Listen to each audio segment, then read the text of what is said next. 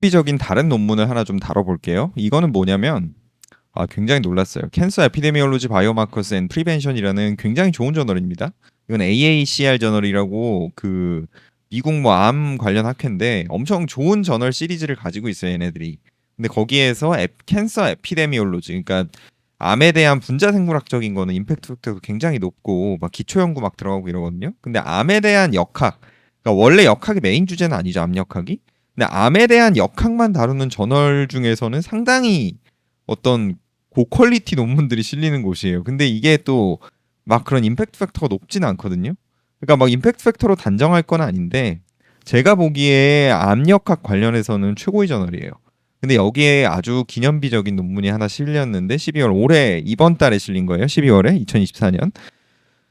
유방암이 대표적이죠, 암에서. 유방암이 어떤 암 연구하기에 굉장히 모델이 좋아요. 연구가 많이 돼 있고. 근데 유방암에 관해서 어떤 그 예측 모델을 유방암이 발생할 만한 그런 예측 모델을 개발했는데 그게 뭐냐면 모노제닉, 폴리제닉, 에피데미올로직 리스크라는 그 세 가지 개념을 이용해서 했어요.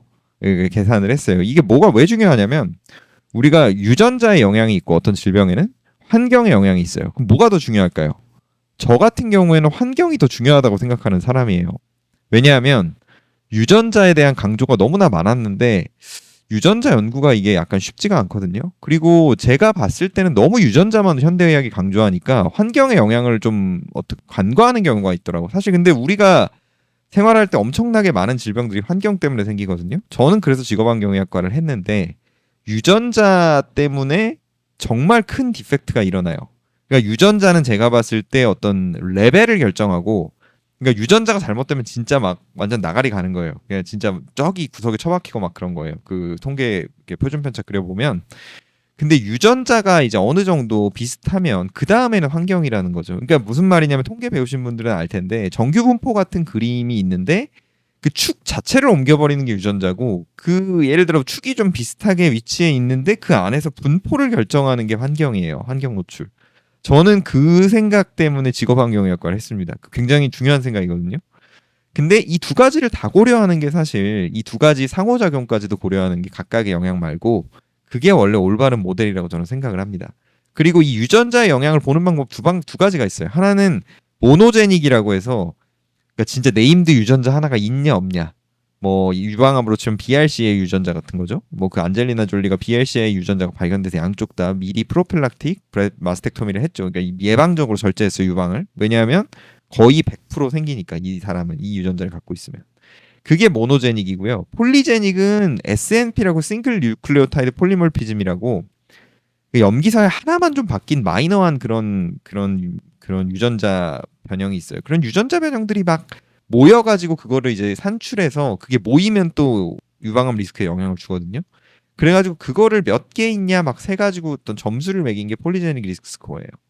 이 두 가지로 유전자 영향을 정리해 볼 수 있고, 모노제닉은 정말 패소제닉 진이 있냐 없냐, 그러니까 질병을 유발하는 진이 있냐 없냐 이거고 정말 큰 거고, 폴리제닉 리스크 스코어는 약간 이렇게 컨티뉴어스한 분포를 보여주는 거고 암 그런 위험에, 에피데미올로직 리스크는 뭐 다들 아시다시피 환경 영향이니까 어떤 컨티뉴어스하게 분포를 쫙 보여주겠죠. 그럼 지금부터 좀 살펴볼게요.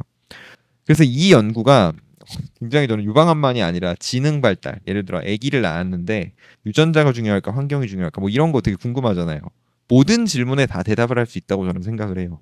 유전자는 애초에 축을 결정하고 분포해서 축이 엇비슷하면 그 다음에는 환경 영향인 거죠. 근데 제가 봤을 때 IQ 120 넘는 일반 현대사회 사람들은 대개는 유전자는 저는 차이가 거의 없다고 보고 환경 노출이 중요하다고 보고, 정말 뭐 멘탈 리타데이션이나 뭐 이런 경우에는 유전자가 중요하겠죠.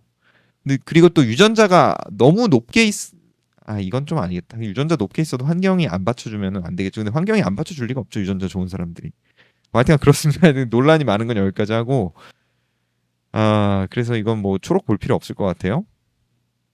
그래서 이게 캐리어스라는 연구가 있어요. 그 어떤 연구였는데 여기 코호트랑 케이스 컨트롤 연구 그 환자들이 있었는데 다 그냥 뽑아냈어요, 이거를. 그래가지고 케이스랑 컨트롤해서 정리를 한 거예요, 환자군이랑 대조군으로. 그래서 아무것도 유전자를 가지고 있지 않은 사람 ATM PV 패소제닉 베리언트예요. 이게 PV가 ATM이라는 유전자 가진 사람, BARD1이라는 유전자 가진 사람, BRCA1, BRCA2 워낙 유명하죠. 이 유전자 가진 사람, CHEK2 가진 사람, PALB2 가진 사람. 그다음에 피아 폴리제닉 리스크 스코어 아까 말했죠. 싱글 뉴클리오타이드 폴리몰피즘이 막 여러 개 있으면 그거를 막 수백 개 있으면 그거를 막 계산해 가지고 점수를 매긴다. 유전자 점수죠. 그다음에 로그 ERS 에피데미올로직 리스크 스코어 이거 환경 노출이 얼마나 안 좋냐 이거에 따라 점수를 매긴 거고 그다음에 초경 연령을 보정 변수로 넣었어요. 이거 뭐 중요해요. 왜냐면 여성 호르몬이 언제부터 나오냐거든요. 초경이 일찍 나오면 유방암 많이 걸리겠죠. 많이 노출되면. 그다음에 아기를 안 낳으면 유방암 많이 걸리겠죠. 왜냐면 여성 호르몬 에스트로겐의 영향을 많이 받아요. 아기를 낳으면 낳을 임신 기간 동안 프로제스테론 뭐 이 이렇게 뒤덮기도 하고 뭐 그런 식이죠. 계속 뒤덮고 있죠. 호르몬 레벨을. 그래가지고 에스트로겐의 영향을 좀 중화시켜주기 때문에 그러니까 애를 많이 낳을수록 유방암 위험이 떨어져요. 그다음에 그 처음에 풀텀 프리그넌스 그러니까 처음에 아기 낳았을 때 이 사람이 몇 살이었냐. 일찍 낳으면 유리해요. 왜냐하면 늦게 낳을수록 유방암 에스트로겐에 노출이 많이 되거든요. 여성 호르몬에. 그다음에 오랄 콘트라셉티브 쓰면 유리해요. 왜냐하면 에스트로겐을 막아주거든요. 얘가 분출되는 거를 방출되는 거를 혈관으로. 에이지 앤 메노파우즈 그러니까 그러니까 폐경 연령이 이르면 또 안 걸려요. 유방암에. 늦으면은 여성 호르몬 노출이 많기 때문에 유방암에 걸릴 확률이 높죠. PMH 유즈 이거는 잠깐만요. PMH 봤었는데. 포스트 메노파우절 호르몬. 그러니까 폐경이 된 이후에 여성 호르몬을 투여해서 부작용을 줄이려는 사람들 있죠. 더 아름다움을 유지하고 그걸 쓰면 또 유방암 리스크가 좀 올라가요. 예, 그다음에 키, BMI 이거 비만하면 유방암 리스크 올라가요. 여성 호르몬 많이 생겨서 원래 비만 조직, 그 지방 조직에서 알코올 당연히 이거 늘어나죠. 그다음에 history of BBD 그러니까 비나인 브레스트 디지즈인데 이것도 뭐 있으면 별로 좋지는 않겠죠. 뭐 파이브로 아데노마 같은 거 뭐 섬유선종 암의 전구 단계라고 하잖아요. 그다음 패밀리 히스토리 오브 브레스트 캔서 퍼스트 디그리 렐라티브 그다음 패밀리 히스토리 오브 오바리안 캔서 그러니까 유방암의 가족력 그 1촌에서 그다음에 오바리안 그 난소암의 가족력 그래서 이게 왜냐하면은 영향을 미쳐요. 유방암 리스크에 오바리안도 그 뭐 같이 이렇게 묶이거든요. 그 어떤 증후군으로. 그냥 뭐 비슷해요 유전자가. 그래서 이런 식으로 나눠본 거고. 그다음에 이거는 이제 어떤 프리딕션 모델로 오즈 레이시오를 캐리어냐 논 캐리어냐 요걸 가지고 한번 나눠본 거예요. ATM이 있으면 늘어나죠. 여기 나온 유전자는 다 늘어나요. 근데 제일 많이 늘어나는 게 PALB2죠. CHK2도 늘어나죠. 2.37배, 3.86배. 이거는 이제 오즈 레이시오 대충 리스크 레이시오랑 비슷하다고 보시면 돼요. PRS 폴리제닉 리스크 스코어 SD 표준 편차만큼 증가할 때 이것도 1.52만큼 증가하고 52% 증가한다는 거죠. 로그 에피데미올로직 리스크 스코어 이거 로그 씌웠죠? 자연 로그 이것도 표준 편차만큼 증가할 때 1.30만큼 30% 정도 증가하고 위험이 이거는 상호작용 텀이에요. 상호작용 텀은 BRCA1은 요거 자체가 있으면 증가하죠. PRS도 늘어나면 한 번 표준 편차 늘어날 때마다 퍼 SD마다 늘어나죠. 근데 이거 두 개 간의 상호작용은 뭐냐면 이 각각이 늘어날 때 여기 봐봐 1 넣어봐요 여기다가 그러면은 이게 어떤 하나의 그 항으로 독립되겠죠. 그러니까 통계 배우신 분들이 이해 빠르실 텐데 그래가지고 0.61만큼 떨어뜨린다는 거예요. 이 두 개가 같이 있으면 상호작용 텀이 좀 보호 효과 프로텍티브 이펙트를 낸다는 거죠. 두 개가 상호작용해서 별로 중요한 건 아니에요. 상호작용 뭐 이것까지 뭐 생각할 그건 아니고 패밀리 히스토리 있으면 당연히 증가하죠. 오바리안이든 브레스트든 유방암이든 난소암이든 이게 제일 중요한데 제가 이거를 너무 좀 감동받아서 아내를 불러서 보여줬어요. 이게 유전자와 환경의 어떤 영향의 끝판왕이다 이 그림이. 그래서 아이들 지능도 이거에 의해 결정되고 내가 봤을 때는 그래서 좀 알아둘 필요가 있다 이렇게 얘기를 했어요. 위에 거는 패소제닉 베리언트 그러니까 정말 이거 있으면 암 걸려라는 그런 유전자를 고려한 거랑 그다음 PRS 폴리제닉 리스크 스코어까지 고려한 거고요. 밑에 있는 거는 패소제닉 베리언트랑 에피데미올로직 리스크 스코어랑 폴리제닉 리스크 스코어 그러니까 에피데미올로직 리스크 스코어 그러니까 환경 노출 영향이 증가된 거죠. 왼쪽하고 오른쪽이 있는데 이 위쪽하고 아래쪽을 설명을 했고 왼쪽하고 오른쪽은 패밀리 히스토리를 고려했냐 안 했냐예요. 패밀리 히스토리를 고려 안 한 거 한 거. 그래서 보시면은 X축은 라이프타임 일평생 80살까지 사는 동안 브레스트 캔서가 걸릴 앱솔루트 리스크 절대 위험 몇 프로나 있냐. 그래서 프로버빌리티 덴시티를 보여준 거죠. 그래서 보시면은 예를 들어서 이 녹색은 BRCA1이 있는 거 이거 거의 100% 암 생기죠. CHEK2가 있는 거, 이 파란 짙은 파란색은, 옅은 파란색은 논 캐리어예요. 캐리어 아예 아무것도 안 갖고 있는 거. 그래서 아무것도 안 갖고 있는 구는 평생 리스크가 10% 정도에서 이 분포가 한 0%에서 20% 왔다 갔다 하죠. 그러니까 제일 많은 게 10%, 한 0.11까지 probability density니까 한 10%까지. 그다음에 뭐 한 많아봐야 한 20% 정도, 30% 많아봐야 30% 이 정도라는 거죠. 이거 합치면 1이에요. 이거 적분하면. 예. 근데 CHEK2 유전자가 있는 사람은 많으면 60%까지도 가죠. 그다음에 제일 많은 건 20%대에 있고.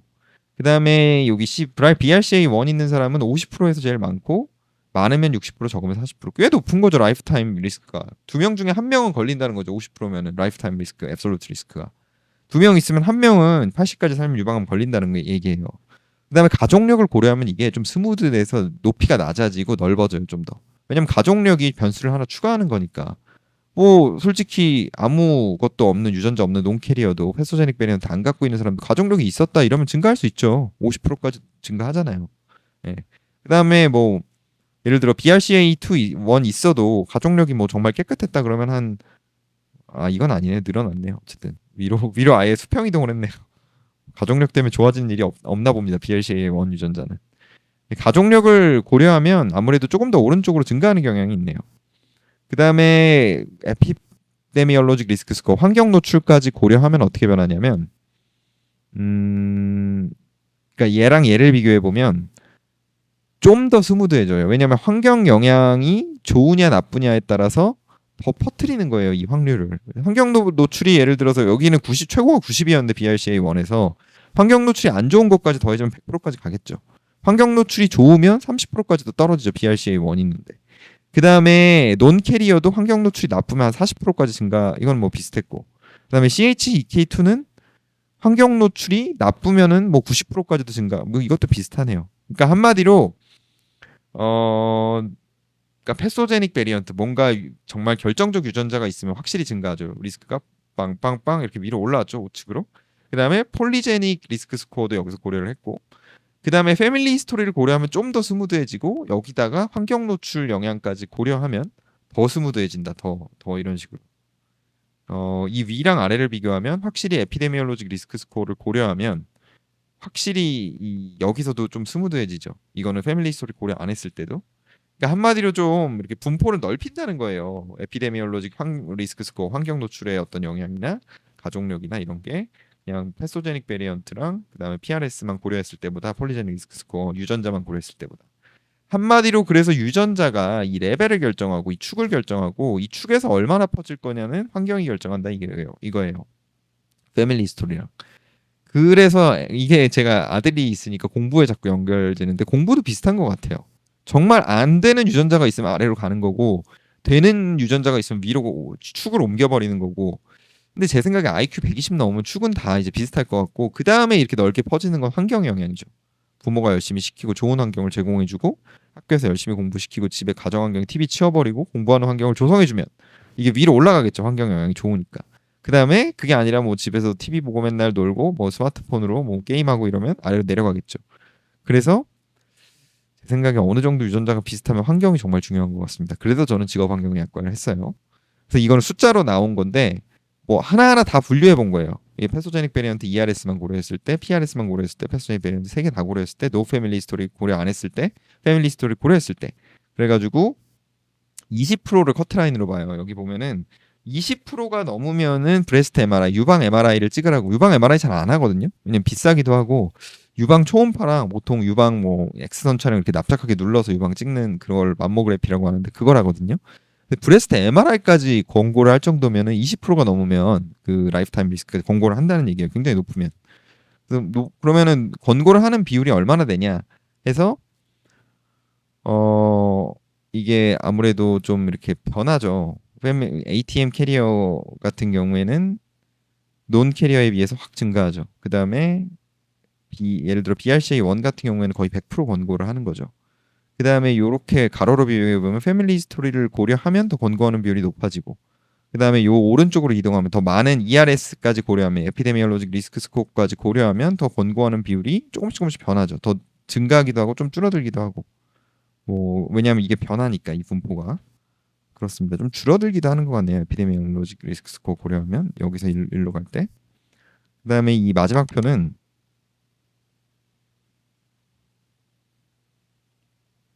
이거는 이제 조인트 디스트리뷰션, 그러니까 폴리제닉 리스크 스코어랑 아까 그 싱글 뉴클레오타이드 폴리몰피즘 막 있는 어지럽게 있는 막 그런 걸 막 취합해서 폴리제닉 리스크 스코어 계산한 거랑 유전자 점수, ERS 에피데미올로직 리스크 스코어 환경 노출 점수 계산한 거랑 얼마나 안 좋은 환경에 노출이 됐냐, 그 조인트 디스트리뷰션 이거를 두 개를 묶어서 같이 봤을 때 이 두 개를 묶어서 10%타일 미만일 때, 미디안일 때, 50%일 때, 그다음에 평균일 때, 그다음 90%타일이 넘을 때로 보면은 뭐 아무래도 이제 캐리어가 되면은 확실히 이 똑같은 10%타일이라도 증가하죠. 그다음에 같은 논 캐리어라도 이게 위로 갈수록, 그러니까 더 위험한 PRS랑 ERS 조인트 디스트리뷰션으로 갈수록 결합 확률로 증가하는 거죠. 이것도 증가하고 이거 다 증가하죠. 오른쪽으로 가면 쭉쭉. 그다음에 노 패밀리 히스토리랑 패밀리 히스토리 비교하면 확실히 패밀리 히스토리 고려했을 때 더 리스크가 늘어났죠. 그래서 패밀리 히스토리 고려하면 늘어나고, 그다음에 ERS랑 PRS 조인트 디스트리뷰션 따져봤을 때 분포가 점점 위험한 쪽으로 가면 더 증가하고, 그다음에 캐리어이면 더 증가하고, 어떤 패소제닉 진의 캐리어면은 그렇게 결론 내려볼 수 있어요. 그래서 이것도 뭐 비슷한 얘기인데, 그 5-year 리스크, 이건 라이프타임 리스크가 아니라 프리딕티드 5-year 리스크, 예상되는 5년간의 어떤 브레스트 캔서 리스크를 계산해 봤을 때 이건 X축은 아까 말했던 조인트 디스트리뷰션 ERS랑 PRS, Y축은 5년 동안 앱솔루트 리스크, 절대 위험도, 유방암이 생길. 그래가지고 이 각각이 그 아예 없는 게 분홍색이고, 캐리어가 있으면 아무래도 높아지죠. BRCA2가 제일 높아지죠. 근데 왼쪽하고 오른쪽은 뭐냐면 패밀리 히스토리 고려 안 한 거, 패밀리 히스토리 고려한 거예요. 가족력 고려한 거. 가족력 고려한 게 더 높아지죠. 그림으로 나타낸 거예요. 아까 표를. 그래서 이거는 CHEK2도 있으면 논 캐리어보다 더 증가하는데 가족력을 고려 안 한 거랑 가족력을 고려하면 더 증가하죠. 안 했을 때보다. 그다음에 ERS, 그러니까 그 환경 노출이 더 안 좋아지면 이 퍼센타일이 증가하면 당연히 위험도가 증가하는 거겠죠. 이거는 이제 리스크 로어링 메디케이션을 3%가 증가하면은 권고한다고 해요. 그 어떤 약물을. 그래서 3%를 이렇게 라인으로 쭉 그어놨죠. 그래서 이 유전자를 CH2K를 가지면서 ERS가 어느 정도 선을 넘으면 이 점을 넘죠. 이 점선을. 약간 한 27%, 이거는 한 75%. 그래서 가족력을 고려하면은 훨씬 더 낮은 그 ERS 퍼센트에서도 약을 먹어야 된다 이 얘기죠. 가족력 고려해야죠. 네. 그리고 CHEK2 캐리어는 어떤 약이 있나 봐요. 이거에 맞는 타겟 드러그가. 그래서 약을 언제부터 먹을 것이냐 했을 때 이 5년 위험도가 뭐 3% 이상이면 먹는 건데, 그 3% 이상인 라인을 위로, 그러니까 아래로 강제로 끌어온다는 얘기죠. 그러니까 더 미리부터 먹게. ERS 점수를 아까는 77%일 때 먹었는데 가족력을 고려하니까 27%까지 떨어졌죠. 예, 그래서 오늘 논문은 여기까지고요. 이거 뭐 논문이 좀 어렵다고 생각하시는데 요 그림을 보시면 돼요. 요 그림이 핵심입니다. 그래서 제가 드리고 싶은 말씀은 유전자는 이 축의 위치를 결정하고, 정말 큰 유전자들은 작은 유전자들도 포함해서, 그 다음에 환경 노출은 이 축 안에서 어떤 식으로 분포할 것인가를 결정하고 어디 떨어질 것이냐, 그 다음 패밀리 히스토리를 고려하면 아무래도 위험이 더 커진다. 이렇게 정리를 할 수가 있어요. 그래서 이거는 유방암만이 아니라 모든 어떤 유전자와 환경의 영향을 동시에 받는 질병이나 뭐 공부 잘하는 거나 뭐 이런 여러 가지 것들에 다 적용이 될 수 있는 명제인 것 같아요. 예, 그런 논문 원리를 보여주고 있어요, 이 논문이. 그래서 오늘은 여기까지 하고 이 논문 한번 자세히 뭐 가족들이랑 얘기해 보시면 좀 좋을 것 같습니다. 예, 감사합니다.